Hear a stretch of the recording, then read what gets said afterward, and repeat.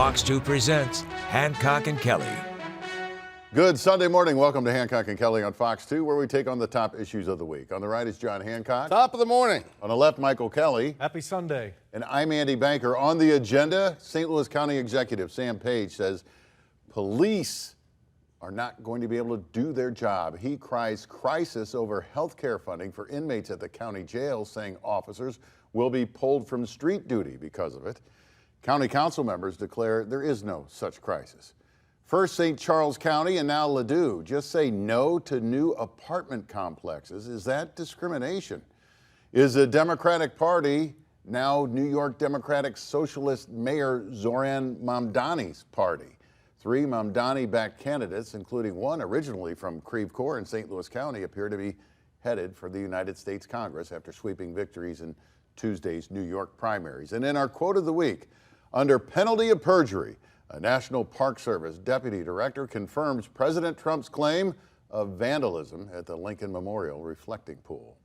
Also, Missouri's governor responds to claims that he's dropping the ball in the state takeover of the St. Louis Police Department, and the U.S. Supreme Court hands down a huge ruling in favor of one of St. Louis's largest employers, Bayer. We begin with political fireworks in St. Louis County over health care for inmates at the county jail. County Health Director Dr. Kanika Cunningham took issue with council member Shalonda Webb interrupting Webb's news conference on the issue Wednesday. Dr. Cunningham came to us in April and said that she was going to need additional funding. We asked for additional information, and it took some time to get that additional information to us. That's not true. In the That's not true. in the process, That's true, Councilman Webb. Standing right over her shoulder saying, that's not true, Councilwoman, that's not true. Democratic St. Louis County Executive Sam Page held 2 news conferences recently saying police officers would be pulled from street duty because they would have to drive inmates to their medical appointments if the county did not extend funding for in-jail health care. County council members debunked that claim and approved $3 million in funding for jail nurses and medical staff, about $100,000 more than the health department was seeking in the first place. John and Michael, is this really only about health care at the county jail? Not really, and it's no way to run a railroad. I mean, we have 2 sides who won't communicate with each other. The county executive and the county council seem to be at odds on everything. Of course, this got resolved. I think the county executive was crying wolf, making himself relevant, one might say. He seems to do that a lot. It's gotten worked out. I can't wait for this whole saga to be over with and we can get people who want to make government sleepy again in St. Louis County. John? Yeah, I mean, this is what's Sam Page trying to accomplish here? Does he have any friends anymore? He's not running for re-election in November, right? Yeah, Duck, he's got a few months to go. This clearly was not a problem. So I can't explain it. That's a good-looking tie, by the way. Ditto. Are you guys talking to each other? Yeah, you. All right. Missouri Governor Mike Kehoe weighs in on the drama that is the St. Louis Police Board, a drama at least partly of his own making. One of his top priorities when he ran for office was returning control of the St. Louis Police Department to a police board appointed by him. The mayor, who is also on that board, is backing a lawsuit to return the department to city control. She has repeatedly clashed with the board over spending, including massive pay raises for the department's highest-ranking officers. The governor, the police chief, and the police board president sat down with Fox 2 this past week. The governor confirmed that he has been to St. Louis unannounced to meet with the mayor face-to-face to try to smooth things out. The chief said the pay raises for the top staff, those were necessary to allow for future raises for street officers under collective bargaining. Are you happy with where the relationship stands right now between the board and the city of St. Louis? Well, listen, I'm a relationship person, and I knew that from other police boards that I'm familiar with, sometimes in Kansas City, they've been doing very well lately, but I've been around long enough to remember when the police board and some of the elected officials up there had some rubs. There's police officers and sergeants that with a little bit of overtime are going to make more than my lieutenant colonels. And when you take a look at that, that's an upside-down business model. I'm hopeful they can work through it because at the end of the day, it's about the officers and the communities. And you expect that there's always going to be some differences when there's a change like this. He says he's leaving it to the board members to do their jobs and run the department instead of pulling the strings himself. John and Michael, is one side or the other in the wrong here? Is this just a convoluted way to run things? Is it just a rocky road to, start and things will smooth out eventually as we get used to the new rules of the road? Well, I would hope things are going to smooth out, and I'm not surprised to learn that the governor's been here unannounced and met with the mayor one-on-one. It hasn't produced fruit yet. I think, on the net, I think the mayor's to blame for her combativeness with the police board. These folks ought to be able to sit down and work things out. Michael? It's frustrating to me. I'm encouraged to hear that the governor has shown up privately to try to sort this out. But this isn't just some passive thing that the governor's involved in here. He ran for governor of the state, statewide, saying that he wanted to fix the crime problem in the city of St. Louis. And he has this disruption, these problems, a board that can't get along with the mayor. The mayor's having to pay the bill for a dinner party that she's not throwing. I can understand why she is a bit combative. But this is state law, right? And under state law, the city of St. Louis by 2028 is going to have to spend a quarter of its general revenue on the police department. That's the state law. There's no getting around it. Right. Should you just buckle up and try to figure out the best way, or should you sue them and try to get it? No, I think that they've got to figure it out. They can sue all they want. We've gone through that political charade. Right. More money needs to go to the officers, but if this is how the governor and the police chief want to do it right now, to put money at the top, that dog don't smell Well, so what I good. learned from that discussion from the chief is that in order to raise the salaries under the collective bargaining agreement, they had to raise the top level. I wish it didn't have to be like that, but that's at least a rationale that is understandable for me, that the net goal is more officers and pay them more on the front end. And the governor did come to St. Louis to meet with the mayor, away from the TV cameras. Right. And iron something out. So that was something new we did not know had happened before. All right, now to the apartment complex morass in the St. Louis area. First St. Charles County and now Ladue, just saying no to big new apartment complexes. We don't need an apartment complex in Ladue. It really is going to take a drain on the schools and also just, again, traffic. You're going to have a lot more traffic here and on McKnight, and it's just a bad thing to start. We have flooding now, and their proposal is to raise 14 acres out of the floodplain. In other words, bringing in dirt and fill to raise the land. Well, where is this water going to go? Ladue's Planning and Zoning Commission heard the cries of the masses and voted against a plan that included 11 new homes, 31 single-family villas, and a 235-unit luxury apartment complex. The St. Charles County Council is considering a 6-month moratorium on new apartment complexes. The proliferation of large apartment complexes there has become a top campaign issue in the Republican county executive race.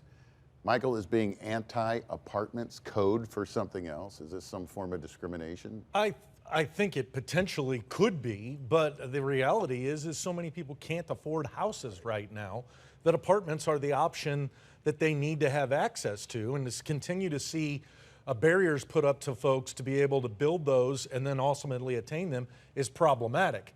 In the St. Charles County race for county executive, it's definitely code.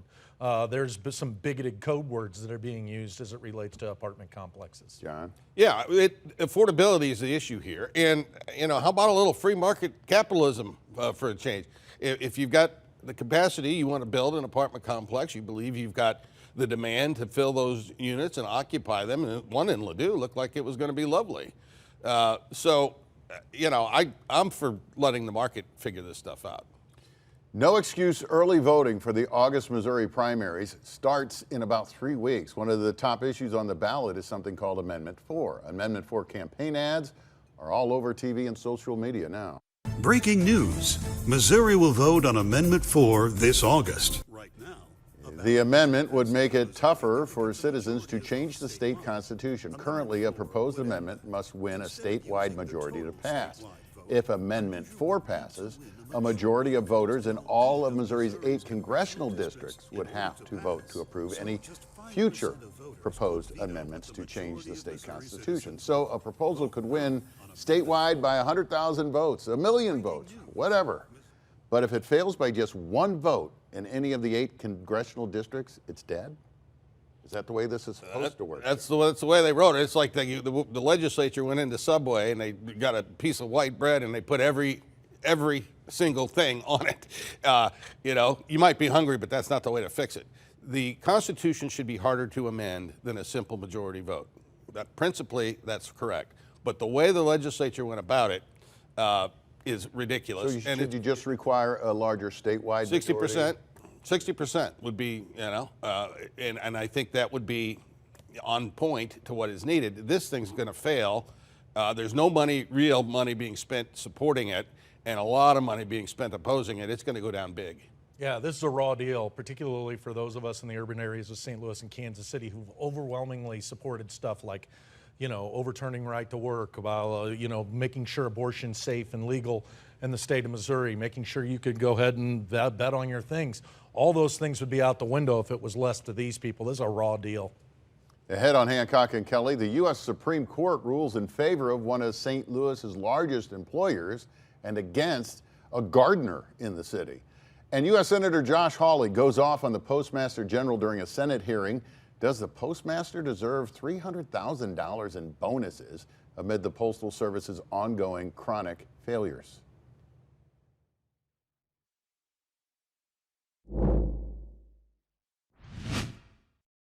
To hear more, listen to the podcast. Just search for Hancock and Kelley.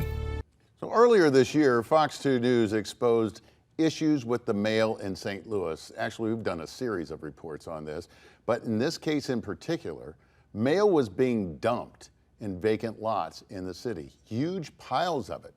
Well, that came up during a Homeland Security Committee meeting in the U.S. Senate in a big way.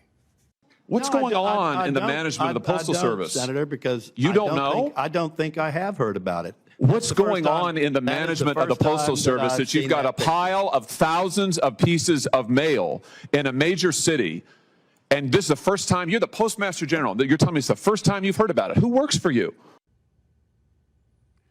That fiery hearing continued with Senator Josh Hawley of Missouri questioning the Postmaster General for taking more than $305,000 in bonuses last year, despite things like dumped mail or people stealing from mailboxes, just mail not being delivered, up to 25% of the time in Missouri. And Hawley warned the Postmaster General that if things don't improve, he should resign. People should be fired. How do you see it, John and Michael? Oh, I'm shocked that the guy that's running the postal office didn't know about these kind of things. And I don't think this $300,000 bonus. It's ridiculous. And how about this can't be isolated in St. Louis, right? I mean, I'm sure this is happening all over the country. Right. I'm pretty sure my check to the IRS was in that pile. And you know, it's a problem. Well, you mentioned a check to the tongue-in-cheek, a check to the IRS, but people do have medical bills. They have maybe paychecks. They have who knows what's in that pile of mail out there. Well, we're all experiencing delays and et cetera that's coming from the post office. I don't blame the people who are out delivering the mail. I blame the people who are in charge. But I will remind you that President Trump promised he only picks the best people who get raises for not delivering. The U.S. Supreme Court rules in favor of a mega business over a gardener who said that one of the business's top products, Roundup weed killer, gave him cancer. A jury in state court had awarded the gardener more than $1 million. The gardener claimed the Roundup label failed to warn users of its potential dangers, but the High Court ruled 7-2 that such a lawsuit could not be brought in state court because federal regulators have found a cancer link unlikely with Roundup, and a warning label was not required. The ruling is expected to block thousands of lawsuits against Bayer, which produces Roundup and took over St. Louis-based Monsanto some years ago, and its close to 4,000-member workforce. John and Michael, is this good law, or is it just pro-business? Well, it stinks if you're one of these folks who's dealing with cancer that likely maybe could have come from Roundup. Having said that, this is the way the law works. If the Supreme Court says that the feds are sovereign over the state, that's the rules. It's a pretty hefty margin too, 7-2, and it does not break along the ideological lines that you might think. Well, and the most important thing there is that there's no causal link that the federal government has noted on this thing, and that's been through multiple administrations of different parties. This thing is a cash cow for trial attorneys, and and the labeling wasn't required, and so the court got it right. And the lawsuits may have impacted Bayer's bottom line in St. Oh, Louis. no question about it. No 5 or question. 6 years ago, we're going to hire 500 or more employees in Bayer, and now it's going the other way. Well, I think this It's costing them billions. Yeah, these particular lawsuits are the part of the reason that it's no longer called Monsanto. Right.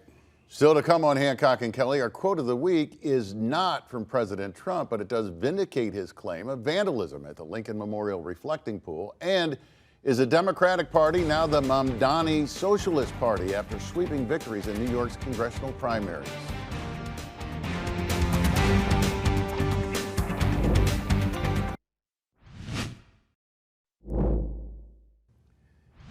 They call themselves the Democratic Socialists, and there's a growing feeling among traditional Democrats that the Socialists are taking over the party.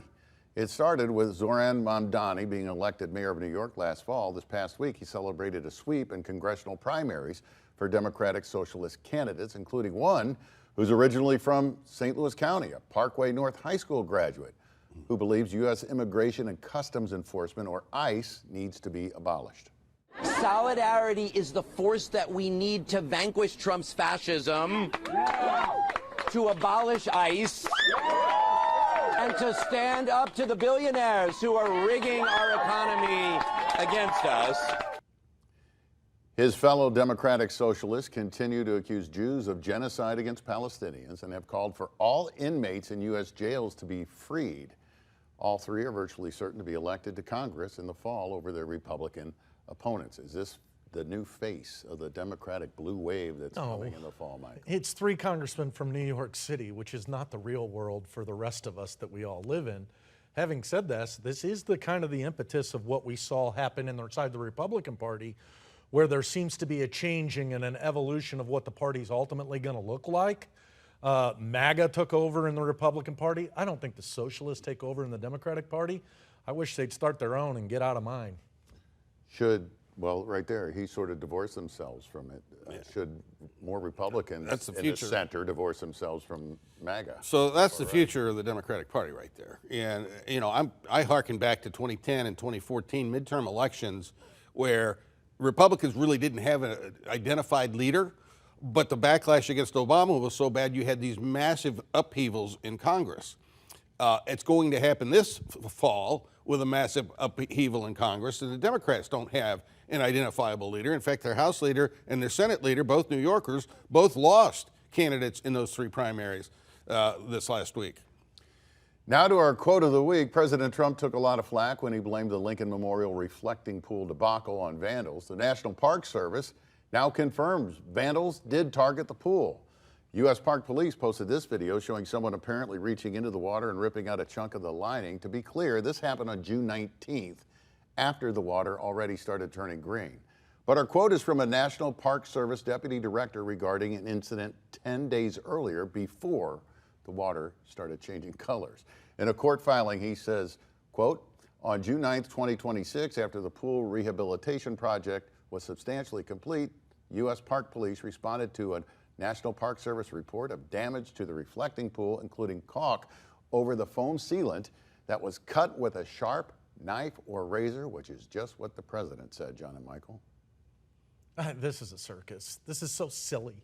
We got real issues to be dealing with. This president made this a thing. He had his poster board showing us how big this was. He drove his truck through there. He says that they're out doing it. It's uncuttable lining. I'm exhausted by this guy, and we still have 2 more years of him. Well, apparently it is cuttable. Now, I don't think what we saw there is quite the same as the president's assertion that there's a 350-foot long, gash in the thing. But, it's become a political football. Well, someone threw a bunch of tops of fence posts in there too, according to the deputy, like 70 of them. It wouldn't surprise you if people vandalize that to make him look bad? No, go look at some of the ponds around St. Louis and see what people throw into them. People are bad. This is just ridiculous. This whole thing is exhausting. Final thoughts are next. First, Drone Fox over the fabulous metal sculptures welcoming visitors to the St. Louis Zoo. The zoo has just been voted once again one of America's top free attractions.